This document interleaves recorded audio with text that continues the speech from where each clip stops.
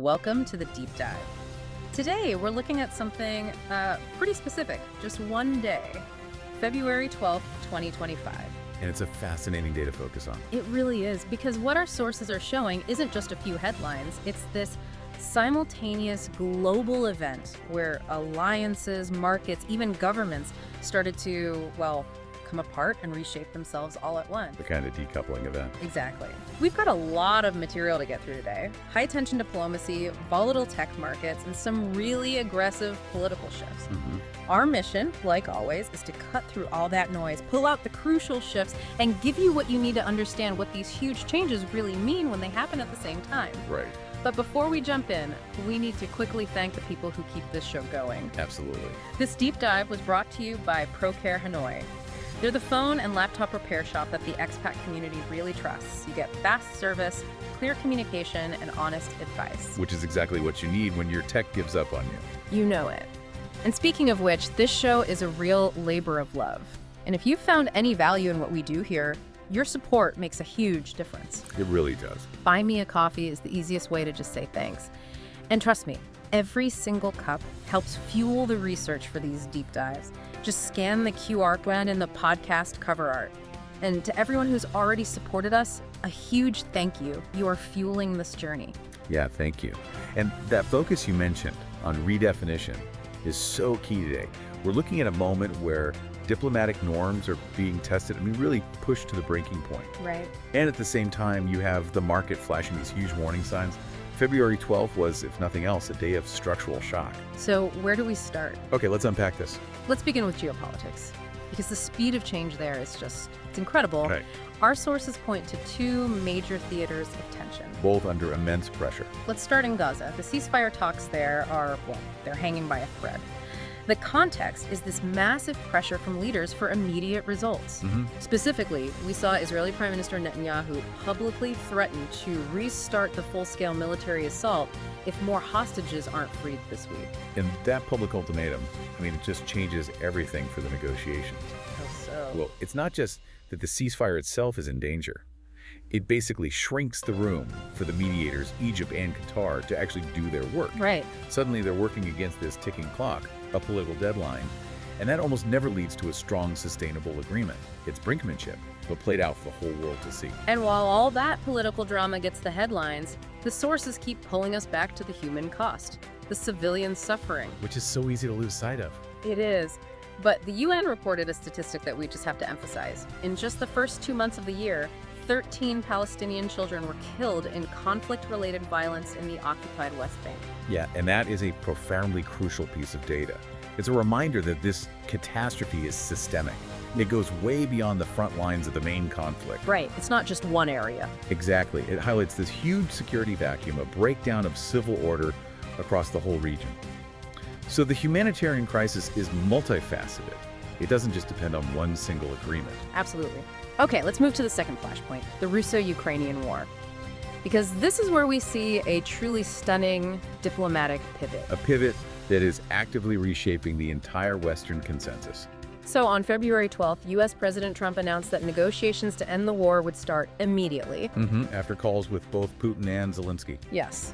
The speed of that is remarkable on its own, but the real shockwave came next. The U.S. explicitly broke ranks with its European allies. With France, Germany, the UK. Right. It voted against UN resolutions that were calling for Russia to be held accountable for its actions. And this is so much more than a policy disagreement. This is a foundational challenge to the whole post-Cold War Western security structure. Explain that. Well, for years, the unified front, coordinated sanctions, voting together at the UN, that was the West's main leverage against Russia. Right. Unity was the tool. Exactly. And by voting against accountability, the U.S. essentially validates the Russian argument that these aren't shared international norms, that they're just, tools of selective diplomacy. So what are the immediate sort of practical implications of that vote? Because it feels like the power of sanctions must just disappear overnight. It's degraded, for sure. Yeah. The immediate effect is on legitimacy.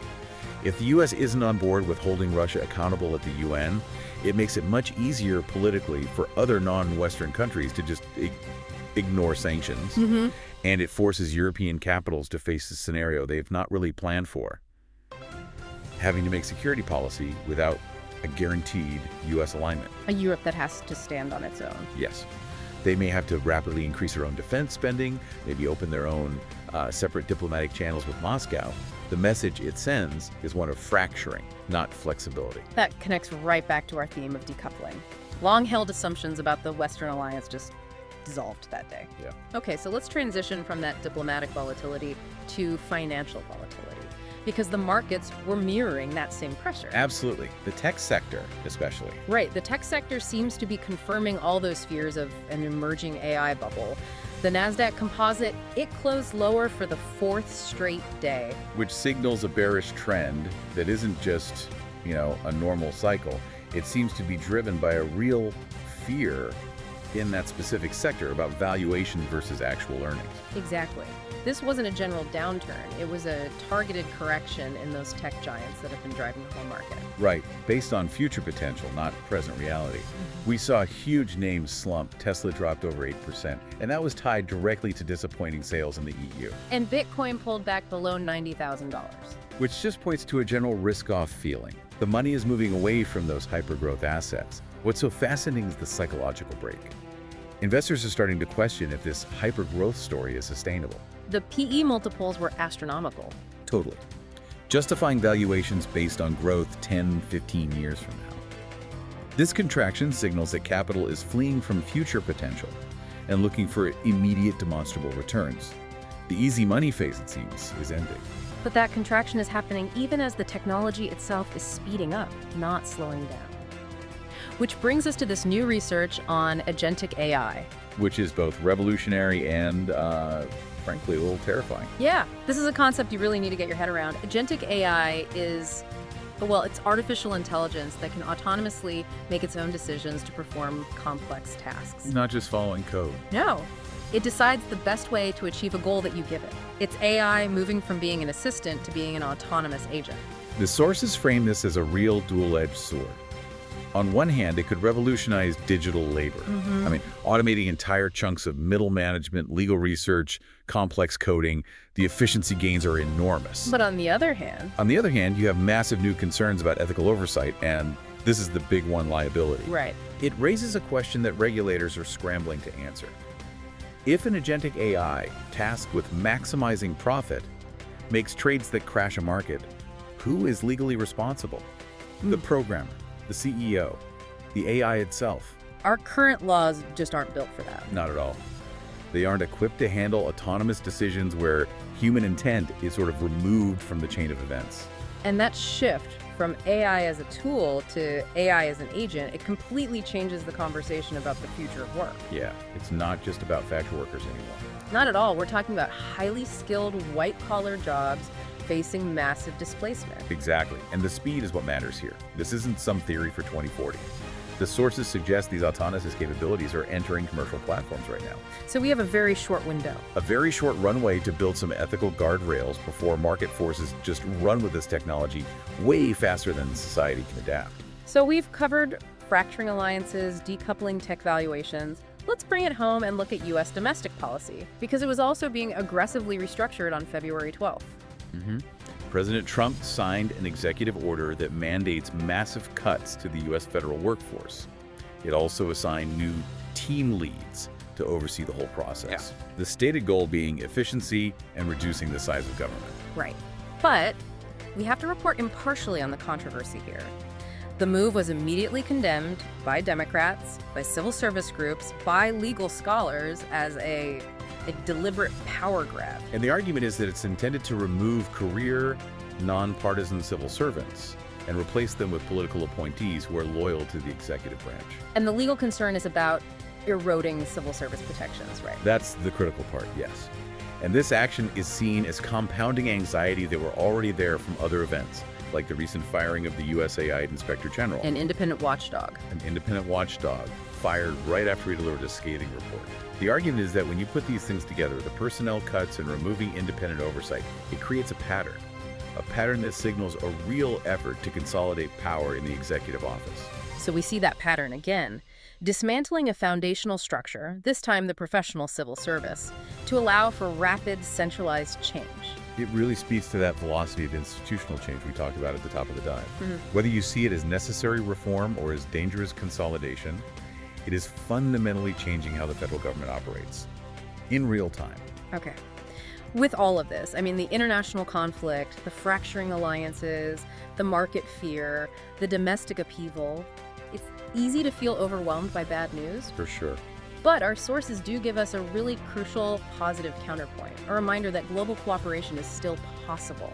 Especially when facing a shared existential threat. So let's end our analysis of the day with a positive outcome from a major international climate agreement. Yes, this is a vital piece of the puzzle.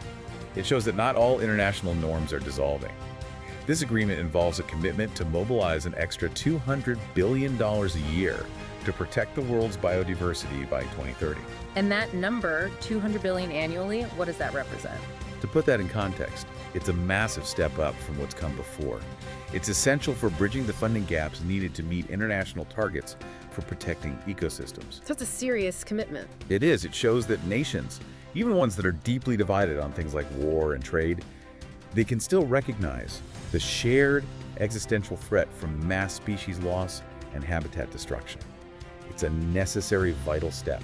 The contrast is just so stark. Nations can't agree on accountability for war, but they can agree to fund saving a rainforest. And if we connect all these seemingly separate threads, the diplomatic realignment, the instability in tech, the AI challenge, the political upheaval in the U.S., and this huge biodiversity commitment, what we see is a global environment where institutions and alliances are being rapidly redefined, often in contradictory ways. The baseline assumptions we had about stability, diplomatic, economic, governmental, they're all being rewritten at the same time. So what does this all mean for you? It means that the next decade is going to be defined by this institutional fluidity. The knowledge you gain today has to be seen as something that could be obsolete tomorrow. You have to understand these simultaneous shifts to see where the next pivot points might be. And here's a final provocative thought for you to mull over. Given that U.S. diplomatic break with its European allies over UN accountability and the pressure that puts on European nations to redefine their own security, what long-term changes might we expect to see in the very definition of the Western alliance moving forward? Will this fracture lead to a stronger, more autonomous Europe? Or will individual nations just chart their own, maybe even non-aligned courses? Something for you to chew on. A big question. It is. Thank you for tuning into this deep dive. We'll be back soon with more insights pulled directly from the source material.